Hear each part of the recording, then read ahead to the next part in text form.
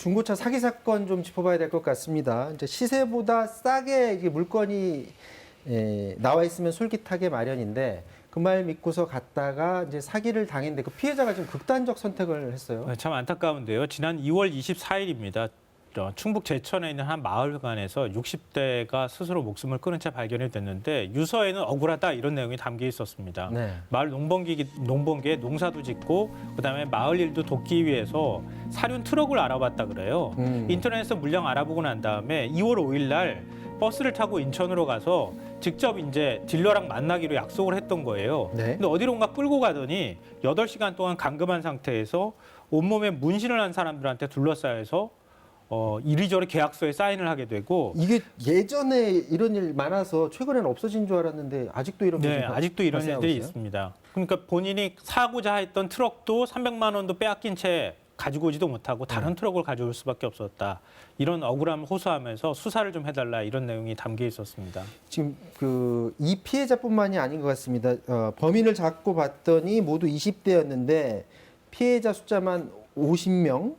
피해 금액이 60억 원 정도 된다고요? 6억 원 정도 6억 되는데, 원. 예, 그렇습니다.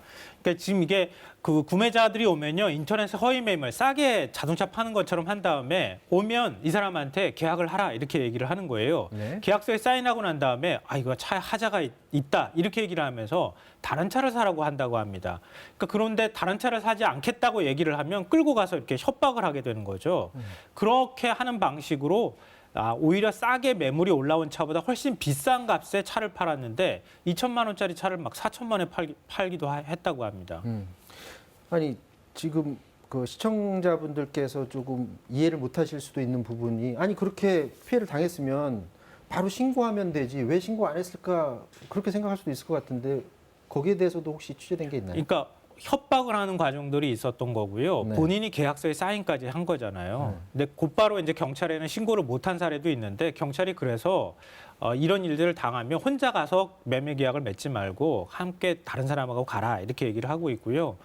그리고 허위 계약을 만약에 강요하거나 그러면은 경찰에 곧바로 신고를 해달라 이렇게 얘기를 하고 있습니다. 그러니까 이런 것처럼 어차피 자동차는 내가 받아왔기 때문에 어쩔 수 없어 이런 생각으로 포기를 해버리는 경우가 있는데 그렇게 하지 말라는 얘기입니다. 지금 이게 굉장히 조직적인 범행이었다고 하는데 허위 매물을 먼저 올리고 콜센터도 두고 역할 분담을 이렇게 나눠서 굉장히 조직적으로 움직인 일종의 범죄 조직인 거죠. 범죄 조직인 거네요. 그러면. 예, 중고차 매매 이런 방식으로 거래하던 그러니까 일당에 대해서 대법원에서도 범죄 조직이다 이렇게 판단을 내린 바가 있기도 한데요. 네. 말씀하셨던 것처럼 뭐 총책이 있고 인터넷에 허위 매물을 올리고 그 다음에 전화 상담하고 딜러 역할하고 나중에 이제 협박을 하는 이런 과정이 또 있었고요. 경찰이 이번에 주목하고 있는 부분이 할부 대행사. 할부. 예. 그러니까 더 비싼 값에 가지고 간 돈은 얼마 안 되는데 비싼 값에 차 사라고 하면은 할부로 사시오 이렇게 하는 거예요. 네.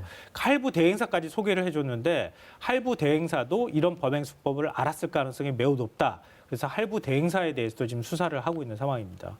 보통 중고차 사게 되면 그 현장에서 뭐 보험사도 연결해주고 할부도 연결해주고 그러는데 이제 범죄 조직이 거기 또 연결될 수 있다라고 보고 이제 수사를 그렇죠. 하게 되는 최소한 거네요. 연결이 되거나 아니면은 이런 사기 수법을 인지하고 있는 상태에서 그냥 할부를 하게 되면 돈을 벌기 위한 수단이 되는 거니까요. 그런 방식으로 묵인하고 넘어갔을 가능성도 주목하고 있다는 얘기입니다. 이제 특히 조심해야 될 거는 매물을 굉장히 싸게 올려놨는데 그 매물 자체가 현장에 가면은 뭐 이런 사기 사건이 아니더라도 현장에 가보면 그 매물 뭐 어제 나갔어요 뭐 이런 경우가 많잖아요. 그래서 첫 번째 조심해야 될 거는 현장에 가기 전에라도 너무 싼 건 믿지 말아라 그런 말이 있잖아요. 그러니까 이게 구매자들의 다급한 사정을 지금 악용하는 사례라고 볼 수 있는데요.